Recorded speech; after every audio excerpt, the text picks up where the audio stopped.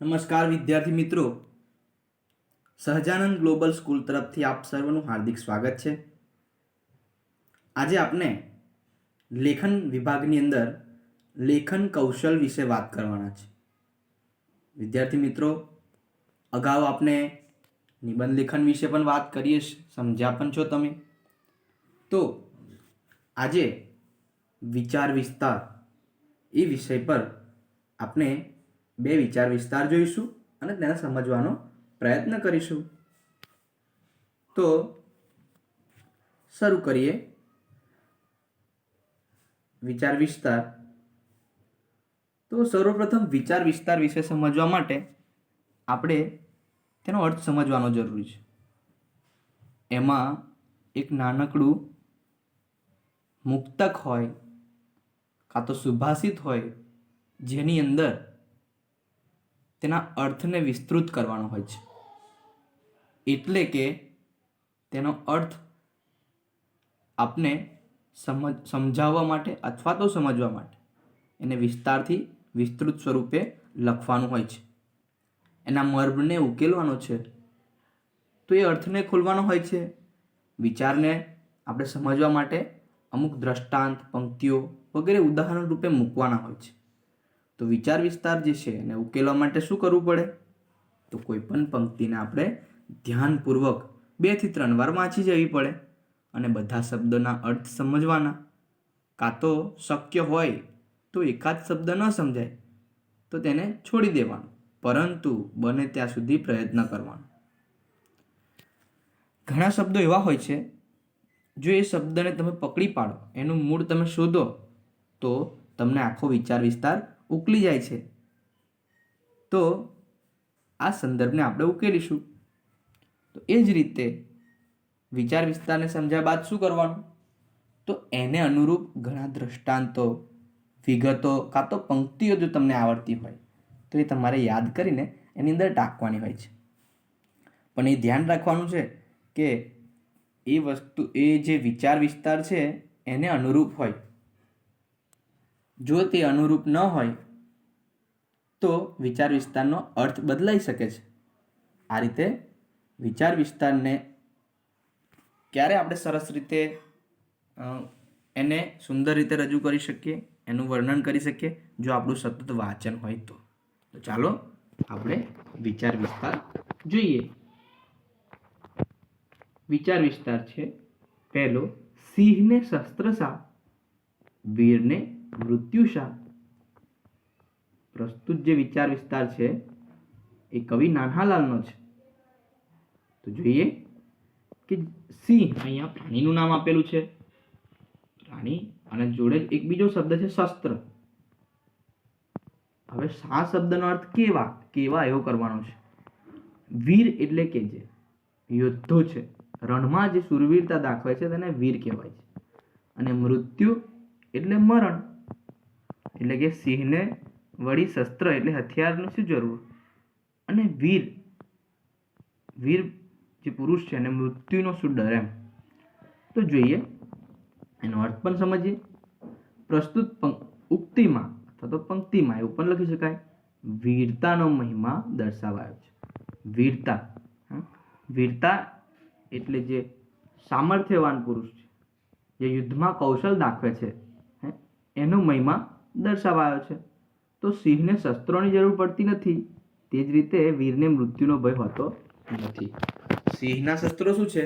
તો સિંહના શસ્ત્રો તેનો પંજો છે.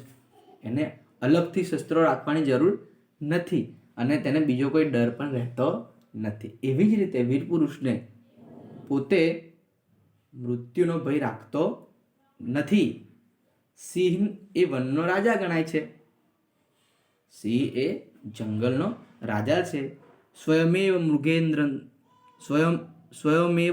મૃગેન્દ્રતા, અર્થાત સિંહ પોતાની શક્તિને લીધે વનનો રાજા થયો છે. સિંહનું પોતાનું સામર્થ્ય છે. જંગલનો રાજા તો સિંહ જ છે, કારણ કે સમગ્ર જંગલમાં જ્યારે પોતે એક ત્રાળ નાખે છે તો એની અંદર એકદમ શાંતિ છવાઈ જાય છે. બીજા પ્રાણીઓ એનાથી ભયભીત થઈ જાય છે. તેથી તે જંગલનો રાજા છે. વળી તેને કોઈ શસ્ત્રોની જરૂર પણ પડતી નથી. તે બીજાની શક્તિ પર ક્યારેય આધાર રાખતો નથી.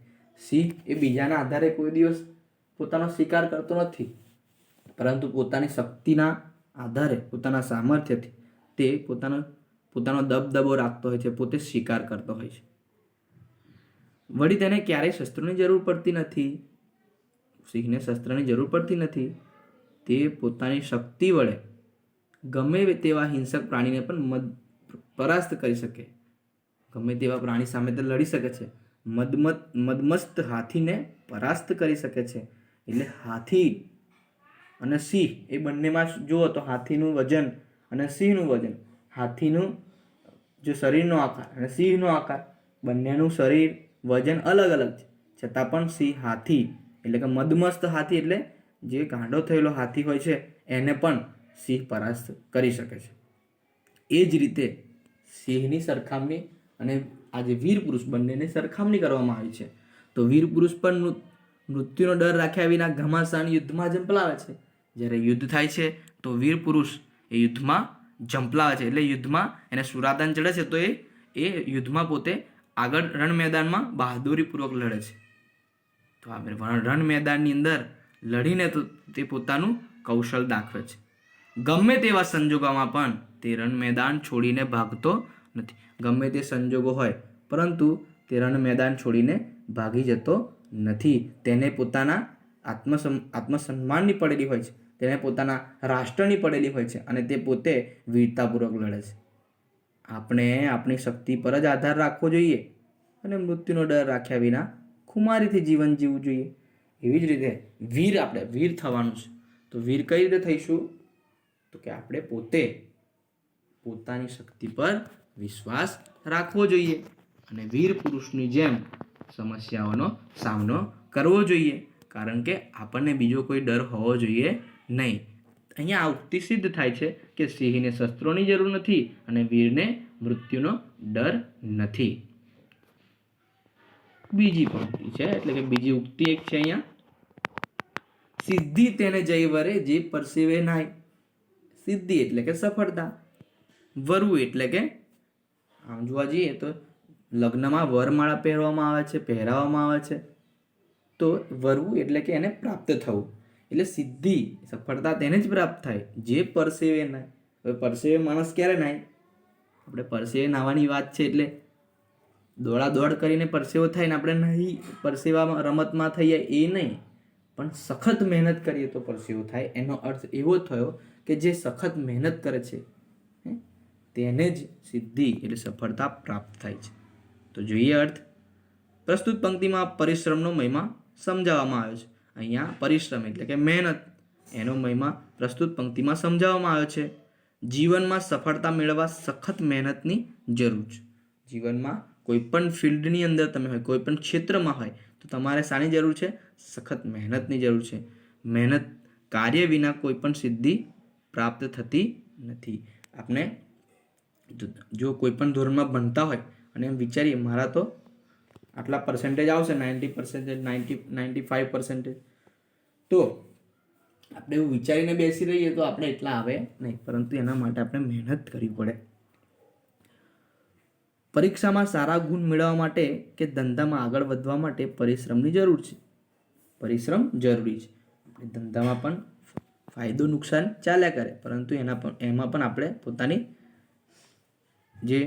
પોતે આપણે ટકી રહેવાનું છે. તો પરિશ્રમ કરીશું, મહેનત કરીશું. પાછી કેવી મહેનત? સખત પરિશ્રમ. કઠોર પરિશ્રમનો કોઈ વિકલ્પ નથી. કહેવાય છે કે પરિશ્રમ એ જ પારસમણી. પારસમણી શબ્દનો અહીંયા અર્થ સમજીએ. પારસમણી એટલે કેવો? એક મણી હોય છે જેને ઘસવાથી લોખંડ પણ સોનું થઈ જાય, એવી એક લોકવાયકા છે. પરિશ્રમ કરનારને પ્રારબ્ધ પણ સાથ આપે છે. પ્રારબ્ધ એટલે કે નસીબ. જે મહેનત કરે છે એની સાથે નસીબ પણ એને સાથ આપે છે. પરિશ્રમ કહેવાય છે કે પરિશ્રમ આગળ પ્રારબ્ધ પણ પાંગડું છે. માત્ર ઊંચા સપના જોવાથી સફળ થવાતું નથી. એટલે કે સપના આપણા મોટા હોય છે તો એનાથી સફળતા ન મળે, પરંતુ ધીરજ અને ખંત રાખીને મહેનત કરવાથી કોઈ પણ કાર્યમાં સફળતા મળે છે. ધીરજ રાખવી પડશે, ધૈર્ય રાખવું પડશે અને ખંત રાખીને આપણે મહેનત કરવી પડશે તો આપણને કોઈ પણ કાર્યમાં સફળતા મળશે. એટલે જ સંસ્કૃતમાં કહેવાયું છે કે ઉદ્યમે નહીં સિદ્ધ્યંતિ કાર્યાની ન મનોરથે નહીં સિંહસ્ય સુપ્તસ્ય પ્રવિશંતિ મુખે મૃગા. એટલે કે એનો અર્થ થશે કે અર્થાત કે ઉદ્યમથી જ કાર્યો સિદ્ધ થાય છે, મનોરથોથી નહીં. સૂતેલા સિંહના મોઢામાં પોતાની મેળે જ મૃગલા નથી પ્રવેશતા. એટલે કે મહેનતથી કોઈ પણ કાર્ય સિદ્ધ થઈ શકે છે. આપણે મનમાં એની વિચાર યોજના બનાવીએ પરંતુ એને જો એક્શનમાં ના લઈએ, એને કાર્યમાં પ્રવૃત્ત ન થઈએ તો એ સફળ થતા નથી.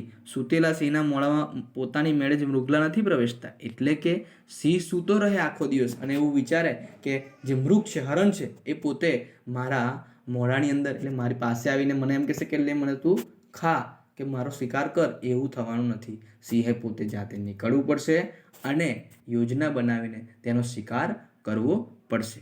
તેથી આપણે જોયું કે સિદ્ધિ તેને જઈ વરે જે પરસેવે નાય.